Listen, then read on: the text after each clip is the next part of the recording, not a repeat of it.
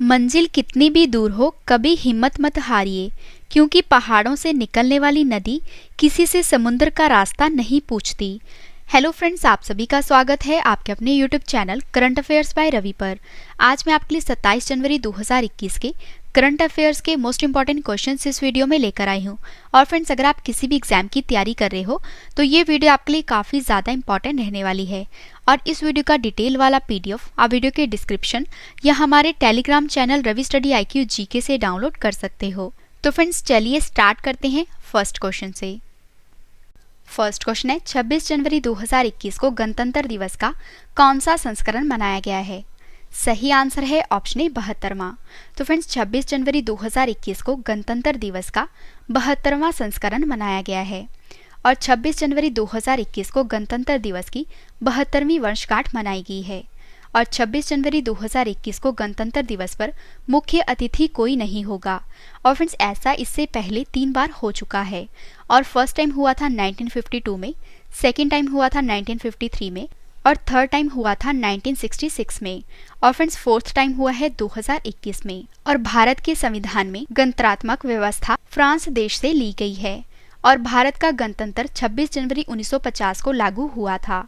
और भारतीय संविधान सभा द्वारा संविधान को 26 नवंबर 1949 को अपनाया गया था। और फ्रेंड्स, गणतंत्र दिवस पर भारत का ध्वजारोहण राष्ट्रपति करते हैं। इंपॉर्टेंट क्वेश्चन रहेगा आपके एग्जाम के लिए। नेक्स्ट क्वेश्चन है, किसने सतह से हवा में मार करने वाली आकाश NG यानी कि न्यू जनरेशन मिसाइल का सफल परीक्षण किया है? सही आंसर है ऑप्शन सी, DRDO ने। तो फ्रेंड्स, DRDO ने सतह से हवा में मार करने वाली आकाश NG मिसाइल का सफल परीक्षण किया है। और रक्षा अनुसंधान व विकास संगठन यानी कि DRDO ने सतह से हवा में मार करने वाली आकाश NG मिसाइल का उड़ीसा के चांदीपुर रेंज से सफलतापूर्वक परीक्षण किया है।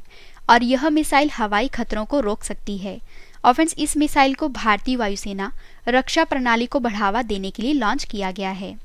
तो फ्रेंड्स, यहाँ पे बात है DRDO की, यानी कि defence research and development organisation की, और हिंदी में रक्षा अनुसंधान एवं विकास संगठन कहते हैं। और DRDO की स्थापना 1958 में हुई थी। और DRDO का मुख्यालय नई दिल्ली में है। और DRDO के जो वर्तमान में अध्यक्ष हैं उनका नाम है G सतीश रेड्डी। और फ्रेंड्स, आज की हमारी वीडियो का टारगेट है 30,000 लाइक का। तो अगर आपको वीडियो पसंद आ रही है तो वीडियो को लाइक जरूर करिएगा। नेक्स्ट क्वेश्चन है, इलेक्ट्रॉनिक इलेक्टोरल फोटो पहचान पत्र यानी कि इलेक्ट्रॉनिक एपिक को किसने लॉन्च किया है? सही आंसर है ऑप्शन ए, भारतीय निर्वाचन आयोग ने। तो फ्रेंड्स, भारतीय निर्वाचन आयोग ने इलेक्ट्रॉनिक एपिक यानी कि इलेक्ट्रॉनिक इलेक्टोरल फोटो पहचान पत्र को लॉन्च किया है। और चुनाव आयोग ने राष्ट्रीय मतदाता दिवस के अवसर पर 25 जनवरी को औपचारिक रूप से एपिक यानी कि electronic electoral photo identity card को लॉन्च किया है। और epic electoral photo identity card का PDF संस्करण होगा। और फ्रेंड्स, इसमें संपादन नहीं किया जाएगा। और इसमें तस्वीर और सीरियल नंबर, पार्ट नंबर आदि के साथ सुरक्षा QR कोड होगा।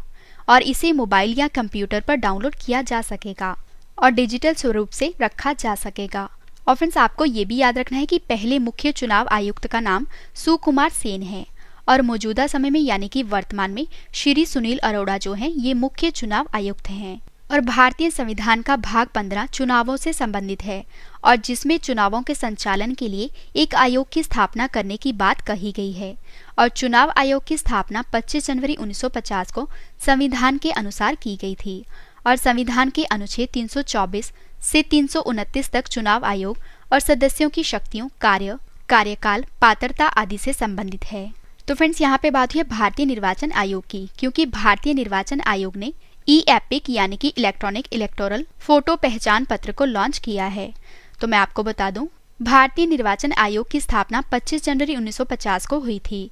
और इसीलिए 25 जनवरी को राष्ट्रीय मतदाता दिवस के रूप में मनाया जाता है। और फ्रेंड्स, भारतीय निर्वाचन आयोग का मुख्यालय नई दिल्ली में है। और भारत के मुख्य निर्वाचन आयुक्त सुनील अरोड़ा हैं। और जो अन्य चुनाव आयुक्त हैं उनका नाम है अशोक लवासा और सुशील चंद्र। इंपॉर्टेंट क्वेश्चन रहेगा आपके एग्जाम के लिए। नेक्स्ट क्वेश्चन है, पर्यटकों के लिए विश्व का सबसे बड़ा सफेद मगरमच्छ पार्क किस राज्य में खोला गया है? सही आंसर है ऑप्शन ए, उड़ीसा राज्य में। तो फ्रेंड्स, पर्यटकों के लिए विश्व का सबसे बड़ा सफेद मगरमच्छ पार्क जो है यह उड़ीसा राज्य में खोला गया है। और उड़ीसा के भितरकनिका नेशनल पार्क में मगरमच्छों की वार्षिक जनगणना के बाद पर्यटकों के लिए विश्व का सबसे बड़ा सफेद मगरमच्छ पार्क खोल दिया गया है। और उड़ीसा के केंद्रापाड़ा जिले में स्थित भितरकनिका राष्ट्रीय उद्यान विश्व का सबसे बड़ा सफेद मगरमच्छ पार्क है और यहाँ सफेद मगरमच्छ काफी ज्यादा पाए जाते हैं। तो फ्रेंड्स, यहाँ पे बात है उड़ीसा राज्य की, क्योंकि उड़ीसा राज्य में सफेद मगरमच्छ पार्क खोला गया है। तो उड़ीसा की स्थापना 1 अप्रैल 1936 में हुई थी। उड़ीसा की राजधानी भुवनेश्वर है। उड़ीसा के मुख्यमंत्री नवीन पटनायक हैं। उड़ीसा के गवर्नर गणेशी लाल हैं। उड़ीसा के मुख्य न्यायाधीश का नाम एस मुरलीधर है।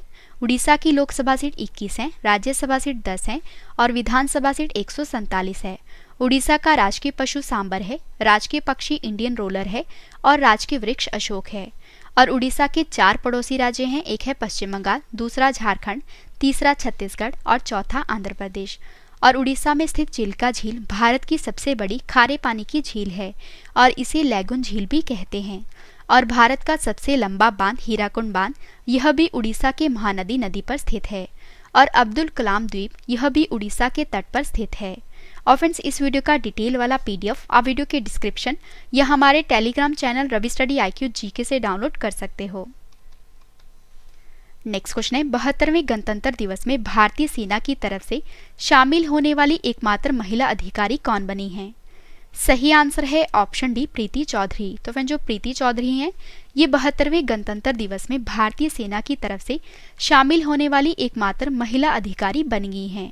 और फ्रेंड्स, मैं आपको बता दूं कि देश के 72वें गणतंत्र दिवस की परेड में राजपथ पर कैप्टन प्रीति चौधरी जो हैं, इन्होंने अपग्रेडेड शिल्का एंटी एयरक्राफ्ट हथियार सिस्टम की कमान को संभाला है।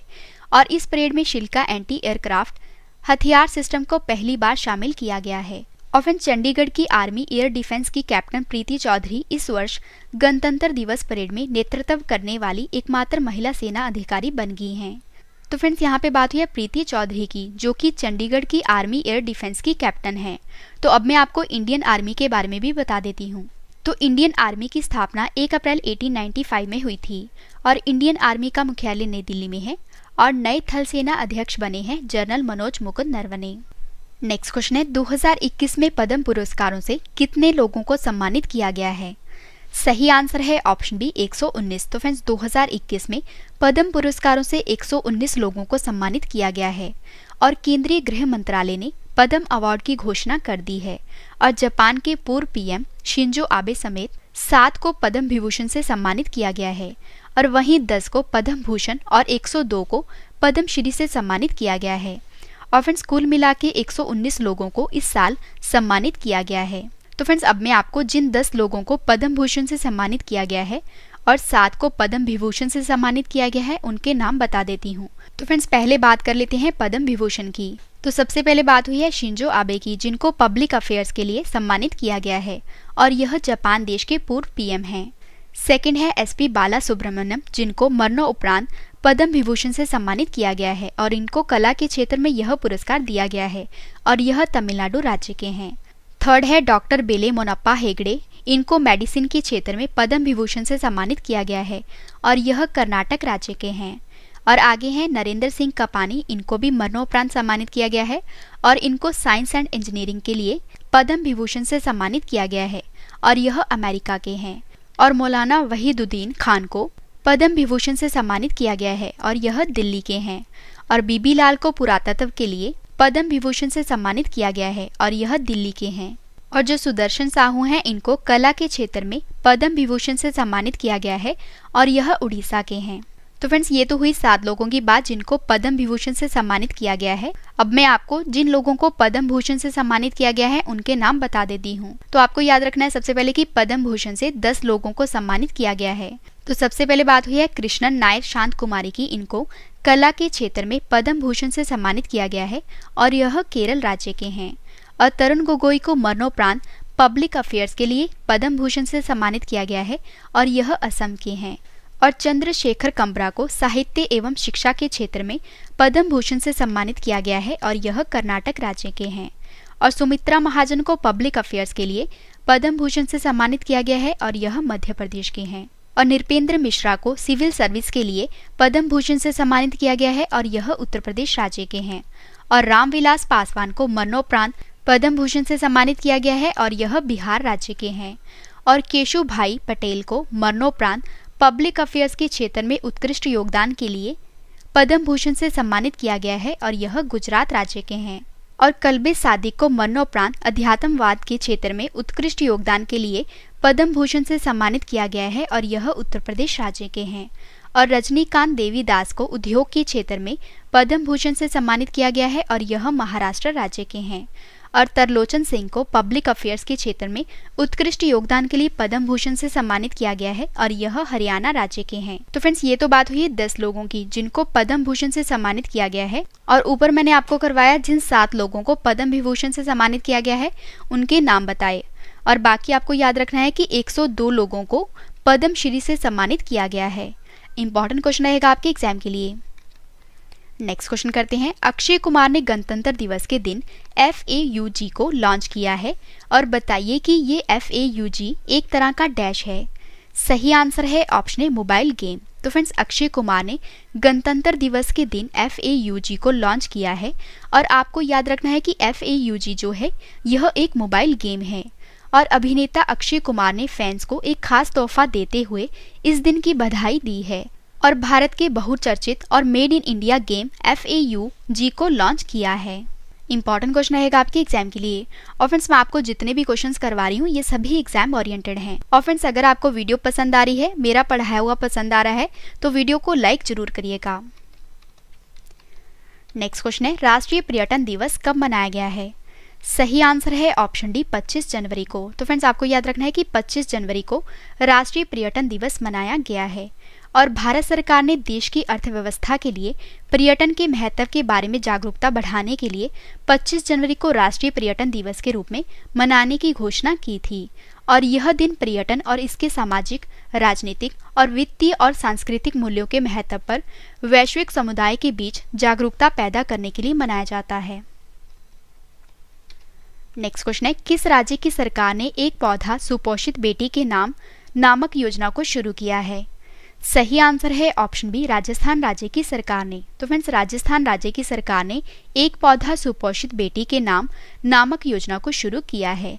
तो आइए इस योजना का उद्देश्य जान लेते हैं।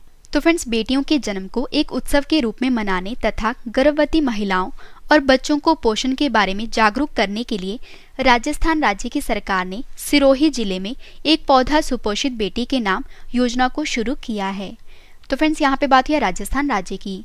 राजस्थान की राजधानी जयपुर है। राजस्थान के मुख्यमंत्री अशोक गहलोत हैं जो कि कांग्रेस पार्टी से हैं। राजस्थान के गवर्नर कलराज मिश्रा हैं। राजस्थान के मुख्य न्यायाधीश का नाम इंद्रजीत मोहंती है। राजस्थान के 5 पड़ोसी राज्य हैं। एक है मध्य प्रदेश, दूसरा गुजरात, तीसरा हरियाणा, चौथा उत्तर प्रदेश और 5वां पंजाब। और राजस्थान की लोकसभा सीट 25 है, राज्यसभा सीट 10 है और विधानसभा सीट 200 है। और फ्रेंड्स, भारत का सबसे बड़ा रेगिस्तान थार रेगिस्तान यह भी राजस्थान राज्य में स्थित है। और कर्क रेखा भारत के राजस्थान राज्य से होकर गुजरती है। और कर्क रेखा जो है ये भारत के 8 राज्य से होकर निकलती है। और यह 8 राज्य हैं गुजरात, राजस्थान, मध्य प्रदेश, छत्तीसगढ़, झारखंड, पश्चिम बंगाल, त्रिपुरा और मिजोरम। नेक्स्ट क्वेश्चन है, किस स्पेस एजेंसी ने एक ही रॉकेट पर 143 उपग्रह लॉन्च करके विश्व रिकॉर्ड बनाया है? सही आंसर है ऑप्शन डी स्पेसएक्स कंपनी ने। तो फ्रेंड्स, स्पेसएक्स कंपनी ने एक ही रॉकेट पर 143 उपग्रह लॉन्च करके विश्व रिकॉर्ड बनाया है। और एलन मस्क की अंतरिक्ष एजेंसी स्पेसएक्स ने हाल ही में एक रॉकेट से 143 उपग्रह लॉन्च करके एक नया विश्व रिकॉर्ड बनाया है। और स्पेसएक्स ने फरवरी 2017 में एक ही रॉकेट से 104 उपग्रह प्रक्षेपित करने के लिए भारतीय अंतरिक्ष एजेंसी अनुसंधान संगठन यानी कि इसरो के रिकॉर्ड को पीछे छोड़ दिया है। तो फ्रेंड्स, यहाँ पे बात है स्पेसएक्स की। तो मैं आपको बता दूं, स्पेसएक्स अमेरिका की एक निजी अंतरिक्ष एजेंसी है और स्पेसएक्स की स्थापना 6 मई 2002 में हुई थी। स्पेसएक्स का मुख्यालय कैलिफोर्निया में है। स्पेसएक्स के अध्यक्ष गवीनी शॉर्टवेल हैं और स्पेसएक्स के जो संस्थापक और सीईओ हैं उनका नाम एलन मस्क है। और फ्रेंड्स, अब मैं आपको अन्य देशों की स्पेस एजेंसियों के नाम रिवाइज करवा देती हूँ। तो CNSA जो है ये चीन की स्पेस एजेंसी का नाम है। और JAXA जापान की स्पेस एजेंसी का नाम है। और नासा अमेरिका की स्पेस एजेंसी का नाम है। और जो स्पेसएक्स है ये अमेरिका की निजी स्पेस एजेंसी का नाम है। और करी दक्षिण कोरिया की स्पेस एजेंसी का नाम है। और जो इसरो है ये भारत की स्पेस एजेंसी का नाम है। और रोसकॉस्मोस जो है ये रूस की स्पेस एजेंसी का नाम है। और फ्रेंड्स ये सभी इंपॉर्टेंट पॉइंट्स हैं जो कि आपके एग्जाम के लिए इंपॉर्टेंट रहेंगे। और फ्रेंड्स मैं आपको छोटी सी इन्फॉर्मेशन देना चाहूँगी कि हमारे करंट अफेयर का टाइम चेंज हो गया है। अब हमारे डेली करंट अफेयर की वीडियो का टाइम है सुबह 6 बजे। नेक्स्ट क्वेश्चन है, विश्व के सबसे बड़े चालू खाता अधिशेष के लिए जर्मनी को पीछे छोड़कर कौन सा देश शीर्ष पर रहा है? सही आंसर है ऑप्शन ए चीन देश। तो फ्रेंड्स विश्व के सबसे बड़े चालू खाता अधिशेष के लिए जर्मनी देश को पीछे छोड़कर जो चीन देश है ये शीर्ष पर रहा है। और म्यूनिक स्थित इफो इंस्टीट्यूट के एक सर्वेक्षण के अनुसार वर्ष 2020 में दुनिया के सबसे बड़ा चालू खाता अधिशेष वाला देश जो है ये चीन बन गया है और जिसने जर्मनी को पीछे छोड़ा है। और चीन का चालू खाता अधिशेष 2020 में 310 बिलियन के दोगुना हो गया है और जर्मनी का चालू खाता अधिशेष जो है ये 2020 में लगातार 5वें वर्ष के लिए 261 बिलियन हो गया है। तो फ्रेंड्स यहाँ पे बात है चीन देश की। चीन एशिया महाद्वीप में स्थित है। चीन की राजधानी बीजिंग है। चीन की करेंसी रेनमिनबी है और चीन के राष्ट्रपति शी जिनपिंग हैं। और चीन और भारत के बीच इंटरनेशनल बॉर्डर लाइन का नाम मैकमोहन रेखा है। और फ्रेंड्स ये काफ़ी बार एग्जाम में पूछा भी गया है कि चीन और भारत के बीच इंटरनेशनल बॉर्डर लाइन का नाम क्या है। तो आपको आंसर में लिखना है मैकमोहन रेखा।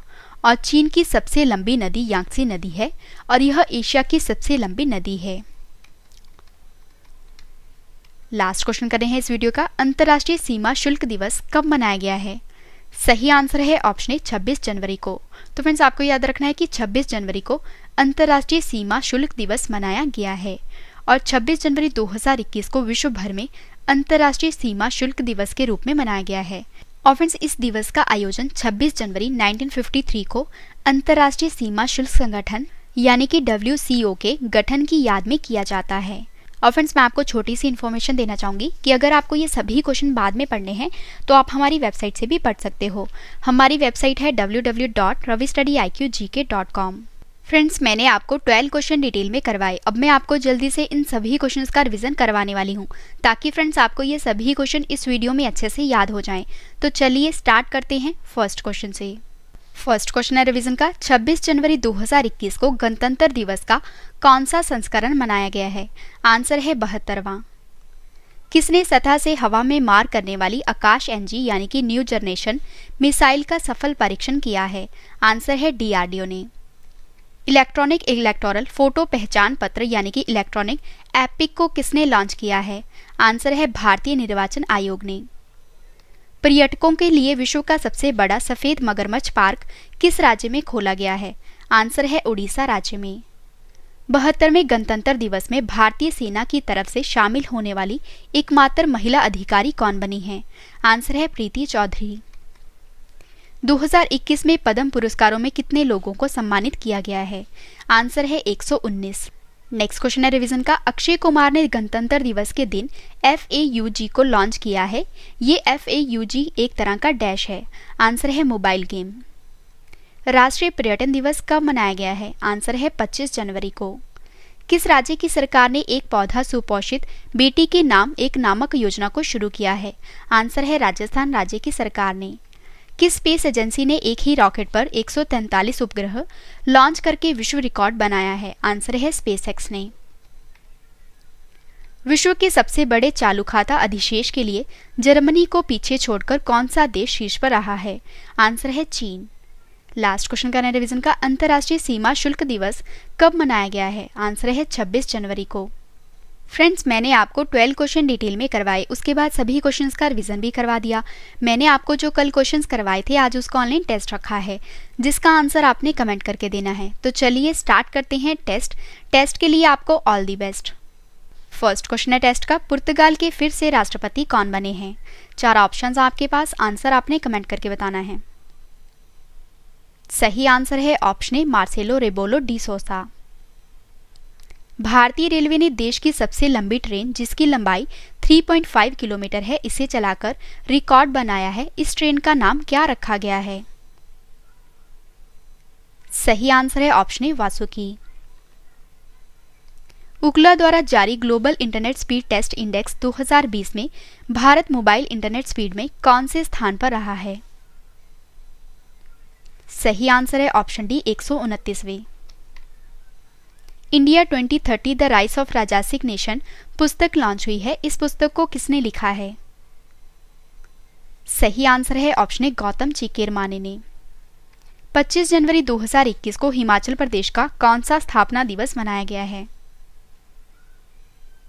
सही आंसर है ऑप्शन बी 50वां।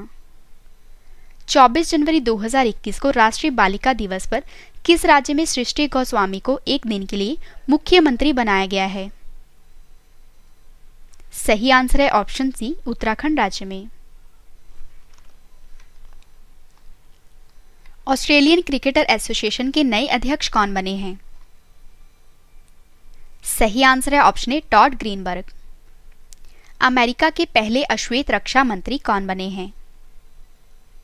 सही आंसर है option D Lloyd Austin. Bharat का पहला गैस से एथेनॉल संयंत्र किस राज्य में स्थापित किया जाएगा? सही आंसर है ऑप्शन ए महाराष्ट्र राज्य में। कौन सा देश 4 फरवरी को हिंद महासागर क्षेत्र के देशों के रक्षा मंत्रियों के सम्मेलन की मेजबानी करेगा? सही आंसर है ऑप्शन ए भारत। व्यक्तिगत श्रेणी में सुभाष चंद्र बोस आपदा प्रबंधन पुरस्कार 2021 से किसे सम्मानित किया गया है? सही आंसर है ऑप्शन डी राजेंद्र कुमार भंडारी को। लास्ट क्वेश्चन करने टेस्ट का राष्ट्रीय मतदाता दिवस कब मनाया गया है? सही आंसर है ऑप्शन डी 25 जनवरी को। तो फ्रेंड्स, मैंने आपको मोस्ट इंपॉर्टेंट करंट अफेयर्स के 12 क्वेश्चन डिटेल में करवाए, उसके बाद सभी क्वेश्चंस का रिवीजन भी करवा दिया और कल वाले क्वेश्चंस का टेस्ट भी ले लिया। उम्मीद करती हूँ फ्रेंड्स वीडियो आपको पसंद आई होगी। वीडियो को लाइक करें और कमेंट करके भी जरूर बताएं कि वीडियो आपको कैसी लगी। तो मिलते हैं नेक्स्ट वीडियो में। Thank you and wish you all the best.